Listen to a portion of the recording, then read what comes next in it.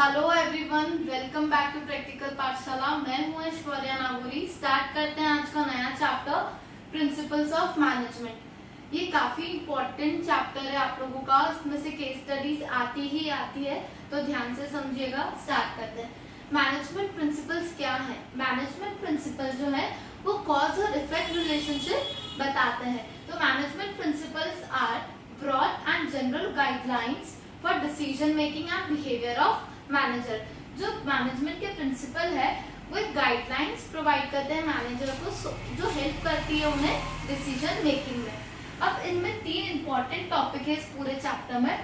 Fair principle of management, scientific principle of management जो दिया था FW टेलर ने, और साइंटिफिक टेक्निक्स ऑफ टेलर। अब फेयर प्रिंसिपल ऑफ मैनेजमेंट क्या है? अब ये जो फेयर ने जो प्रिंसिपल दिए हैं, इसने बताया था He made clear distinction between managerial and technical skills, कि मैनेजरियल स्किल्स क्या है, टेक्निकल स्किल्स क्या है। फिर इन्होंने जितने भी अपने मैनेजमेंट के फंक्शंस है, planning, organising, staffing, directing, controlling, वो भी फेयर ने बताई थी। और फेयर जो थे इन्होंने 14 प्रिंसिपल डिस्कवर करे थे, जो कि गाइडलाइन की तरह एक्ट करते हैं, जो हेल्प करते हैं मैनेजर्स को डिसीजन लेने में। स्टार्ट करते हैं। First, division of work. अब डिवीजन ऑफ वर्क जो प्रिंसिपल है वो बताता है the whole work should be divided into small task और यूनिट। जितना भी काम है, पूरा काम को हमको छोटे छोटे टास्क और यूनिट में डिवाइड करना है, और उन टास्क के अकॉर्डिंगली जो लोग उसके लिए केपेबल है, जितनी क्वालिफिकेशन नीड है या जितना उनको एक्सपीरियंस है, उनको वो टास्क करने को दिया जाए, सो दैट उनका टाइम भी कम लगे, इफेक्टिवली और इफिशिएंटली काम हो जाए, और उस काम को करने में उनका स्पेशलाइजेशन हो जाए। अब एग्जांपल से समझते हैं। जैसे फर्नीचर बनाना है, तो एक होगा जो वुड कट करता है, एक होता है जो उनको जॉइंट करेगा, थर्ड होगा जो उसको पॉलिश करेगा, एक होगा जो उसे फाइनल टच देगा। अब ये जो काम है ये डिवाइड भी हो गया, सब अपना अपना काम करेंगे, तो उस काम को करने में उनका स्पेशलाइजेशन आ जाएगा और इफेक्टिवली काम पूरा हो जाएगा। Authority and responsibility. अब अथॉरिटी और रिस्पॉन्सिबिलिटी, अथॉरिटी का मतलब होता है power to take decision, and responsibility का मतलब होता है obligation to do a specific work. अब हमारे पास अथॉरिटी तो है, मतलब पावर तो है कि हम कोई डिसीजन ले सकते हैं, पर हमें रिस्पॉन्सिबिलिटी नहीं है, मतलब हम ऑब्लाइज नहीं है कि उस काम को करने के लिए, तो काम चलेगा नहीं होगा। या अगर हमारे पास रिस्पॉन्सिबिलिटी है पर हमारे पास पावर नहीं है कि हम डिसीजन लें, तो चलेगा नहीं होगा। तो इन दोनों में बैलेंस होना बहुत जरूरी है। एग्जाम्पल से समझते हैं। जैसे एक प्रोडक्शन करना है 100 यूनिट्स का एक वीक के अंदर। अब जो मैनेजर है या जो एम्प्लॉय है, उसके पास रिस्पॉन्सिबिलिटी तो है कि उसे एक वीक के अंदर 100 यूनिट प्रोडक्शन करना है, पर रॉ मटेरियल खत्म हो गया सपोज, तो उसके पास पावर है क्या कि वो डिसीजन ले पाए और रॉ मटेरियल ले आए? नहीं। अगर उसके पास पावर नहीं है, डिसीजन नहीं ले पाया, तो क्या टाइमली काम हो पाएगा? 100 यूनिट्स बन पाएंगे? नहीं बन पाएंगे। तो अगर ये ऐसा होता कि उसके पास पावर तो है कि वो रॉ मटेरियल खरीद सकता है, पर उसके पास रिस्पॉन्सिबिलिटी नहीं है कि उसे प्रोडक्शन करना है, तो भी किस काम का? तो there should be a balance between the authority and responsibility. Third, discipline. अब एक ऑर्गेनाइजेशन में डिसिप्लिन का होना बहुत जरूरी है, मतलब इसके अंदर आप फॉलो करो कोड ऑफ कंडक्ट को, rules and regulation of employ, good condition हो या good relationship between superior subordinate, तो एक डिसिप्लिन होना चाहिए। ऐसा नहीं है कि सिर्फ लो लेवल में डिसिप्लिन होना चाहिए, पूरे ऑर्गेनाइजेशन में, भले वो टॉप हो, मिडिल हो या लोअर हो, इनमें डिसिप्लिन फॉलो होना चाहिए।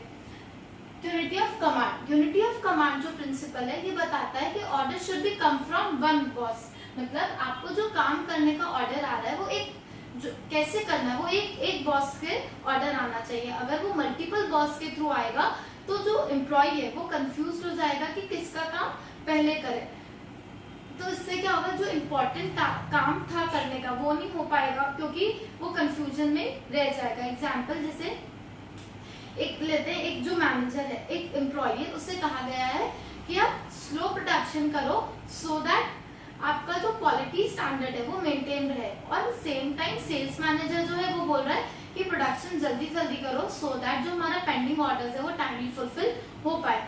तो अब जो एम्प्लॉय है वो किसका पहले ऑर्डर ले, किसकी कमांड पहले सुने, तो वो कंफ्यूज हो जाएगा। इसलिए ऑर्डर जो है वो हमेशा एक बॉस से ही आना चाहिए, सो दैट कंफ्यूजन और केओस ना हो।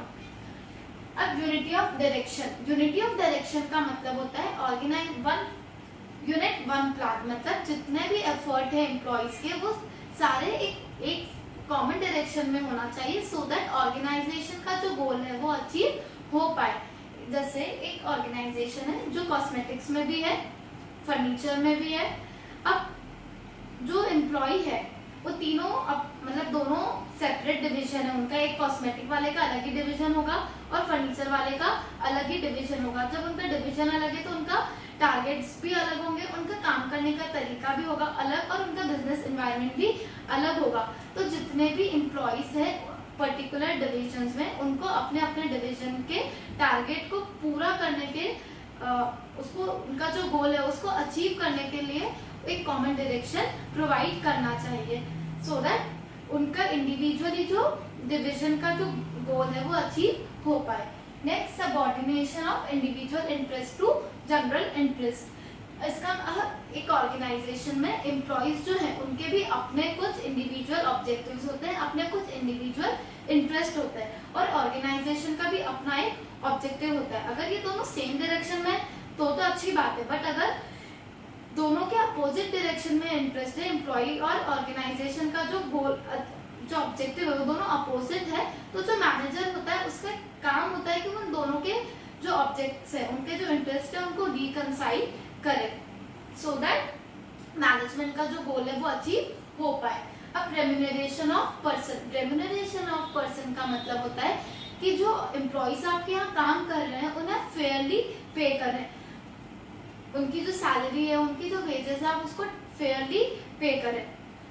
Next, centralisation and decentralisation. Centralisation का मतलब होता है कि जो पावर टू टेक डिसीजन वो फ्यू हैंड्स में ही है, और डिसेंट्रलाइजेशन का मतलब होता है कि वो डिविजनली सबके पास पावर है टू टेक डिसीजन। एक ऑर्गेनाइजेशन के अंदर कुछ हद तक सेंट्रलाइजेशन होना चाहिए, कुछ डिसेंट्रलाइजेशन होना चाहिए, डिपेंड करता है कि ऑर्गेनाइजेशन का साइज क्या है।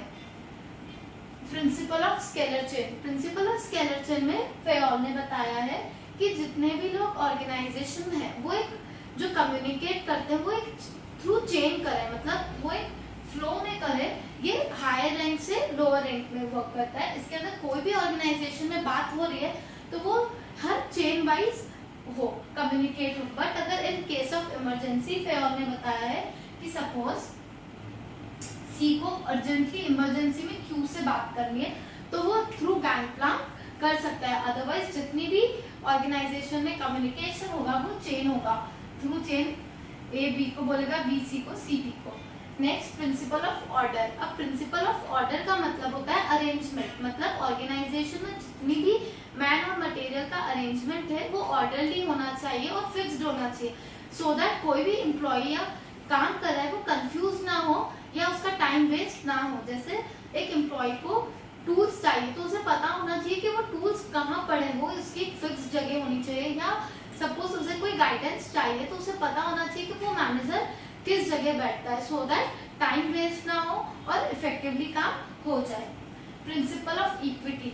प्रिंसिपल ऑफ इक्विटी का मतलब होता है इक्वल ट्रीटमेंट, मतलब जो भी आपके यहाँ काम कर रहे हैं आप उनको इक्वली ट्रीट करें। इक्वली ट्रीट का मतलब ऐसा नहीं कि उनको सैलरी सेम प्रोवाइड करो, एक प्यून और एक मैनेजर की सैलरी सेम हो, बट आप उनको अनबायस्ड होके या इक्वली उन्हें ट्रीट करें, सो दैट वो ज्यादा से ज्यादा ऑर्गेनाइजेशन को कंट्रीब्यूट कर सके।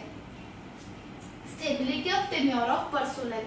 Stability of tenure of personnel का मतलब होता है कि जो एम्प्लॉय आपके यहाँ ऑर्गेनाइजेशन में काम कर रहे हैं उनका फ्रीक्वेंटली ट्रांसफर ना करें, उनको एक जॉब सेटिस्फैक्शन मिले।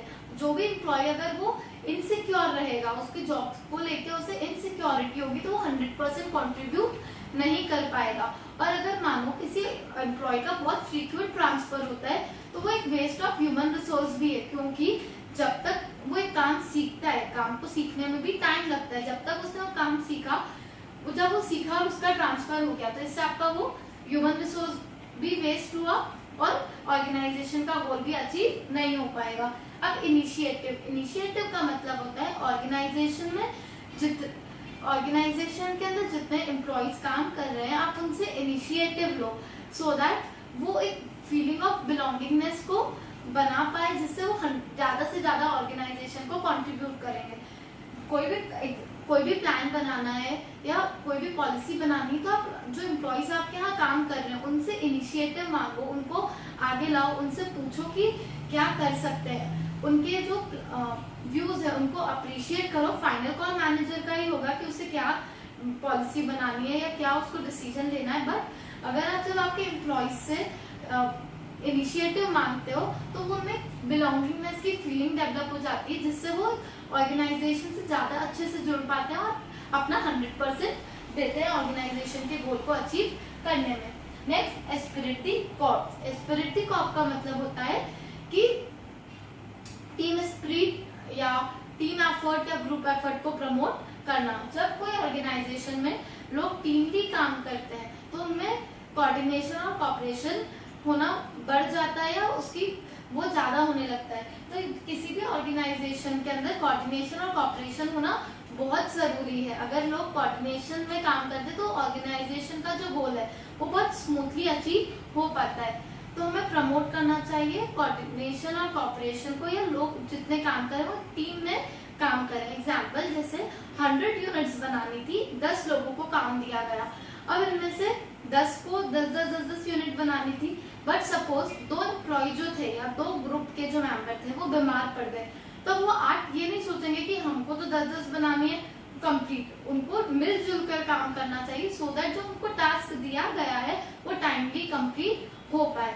ये था फेयोर के 14 प्रिंसिपल का ब्रीफ। आप इसके बाद एनसीईआरटी या पूनम गांधी जो भी रिफ्रेशर आप लेते हैं आप उससे पढ़िए, उससे गो थ्रू करिए, अच्छे से समझिए। इस पे काफी केस स्टडीज आती है। कोई भी डाउट आता है तो आप मुझे कमेंट सेक्शन में लिख सकते हैं। कल हमारा नया टॉपिक होगा साइंटिफिक प्रिंसिपल ऑफ मैनेजमेंट, जो कि FW टेलर ने दिया है। मिलते हैं कल।